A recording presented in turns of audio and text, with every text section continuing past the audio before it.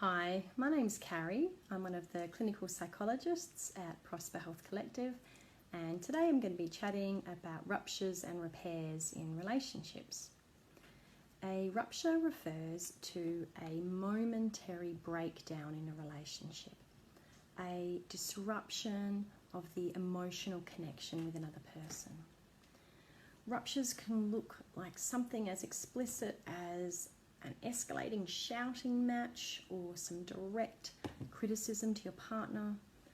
It can also refer to something more subtle, such as having a really dismissive response to your child when they're upset, or ignoring your teenager when they want to show you a really important text message that they've just received.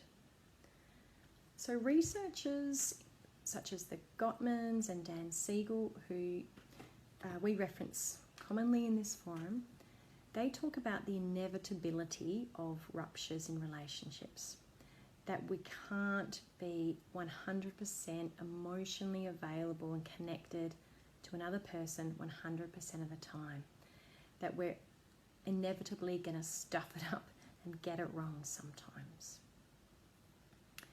So research also shows that although ruptures are damaging, it's also really important to look at what happens after a rupture. So it's what happens after a rupture that really matters. And this refers to our attempts to deal with that rupture, to be able to repair when there's been escalating conflict or emotional disconnect. So a repair refers to any attempt of saying or doing something to de-escalate the conflict, to reconnect, to be more emotionally available to another person. So why is it important to attempt to repair, to engage in repair after there's been a rupture? Well, there's a bunch of different reasons. So with young kids particularly, it's a really important opportunity to model to children, to show them that ruptures, miscommunications, arguments are common in relationships, but that actually they're things that we can address. They're things that we can attempt to work through and repair, to reconnect and to de-escalate.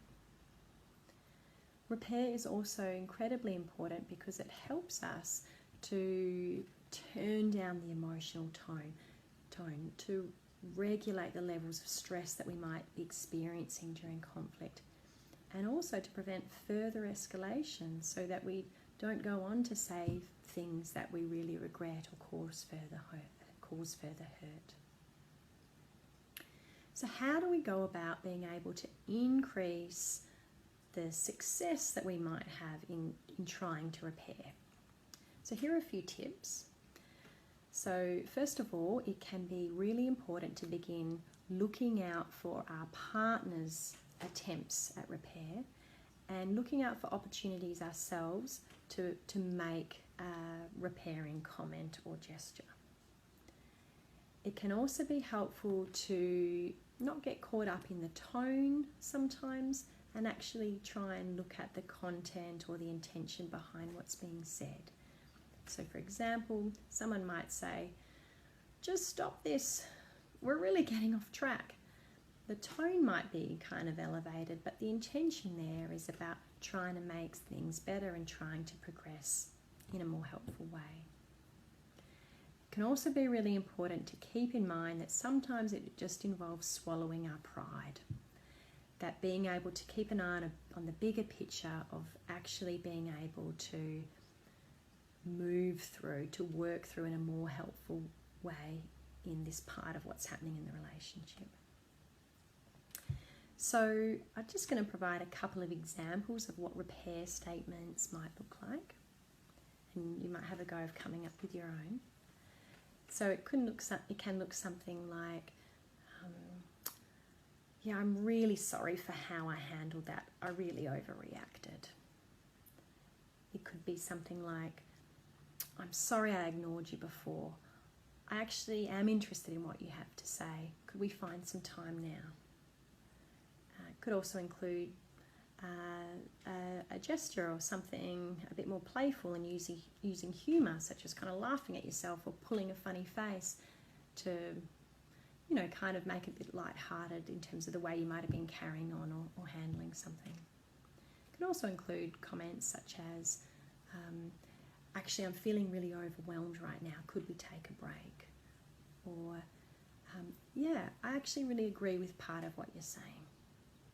Those are all going to be comments that are helpful in de-escalating and reconnecting with a person. So hopefully you found some of these tips helpful today. If this is something that you're noticing is really a significant challenge for you, feel free to give us a call at Prosper Health Collective. All the clinicians here are happy and eager to work with you in order to help you flourish and thrive. Thank you for your time.